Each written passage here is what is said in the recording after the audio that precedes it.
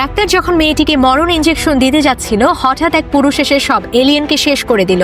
তারপর সে মেয়েটিকে বাঁচালো। যখন মেয়েটি জ্ঞান ফিরে পায়, তখন সে জানতে পারে যে সে আসলে এক প্রাক্তন রানীর পুনর্জন্ম এবং সেই রানীর রক্ষক হলো ওই পুরুষ। যখন তার কোনো বিপদ আসে, লোকটি তাকে দ্রুত বাঁচিয়ে নেয়। তবে মেয়েটি কথা বিশ্বাস করতে রাজি ছিল না।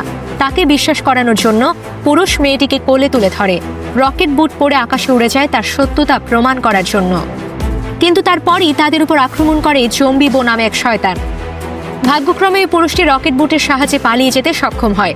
এখন মেয়েটি আর রানী হতে চায় না। তার শুধু একটাই প্রশ্ন, কে তার জীবন শেষ করতে চাচ্ছে এবং কেন তাকে বারবার মেরে ফেলতে চাইছে।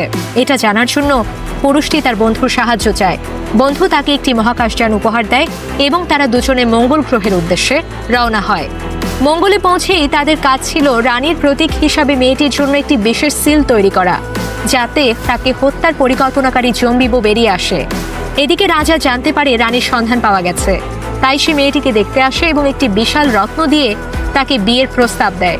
মেয়েটি এত বড় রত্ন দেখে মুগ্ধ হয়ে একে একে রাজি হয়ে যায়। কিন্তু মেয়েটি জানতো না রাজাই সেই লোক যে তাকে খুন করতে চাচ্ছিল। মেয়েটি সুখেই দিন কাটাতে থাকে, কিন্তু একসময় বুঝতে পারে যে রাজাই আসল খুনি। তখন পুরুষটি রকেট বুটের সাহায্যে আক্রমণ করে রাজাকে বন্দি করে ফেলে। তারপর তারা দুজনে মঙ্গল গ্রহ থেকে পালিয়ে পৃথিবীতে চলে আসে।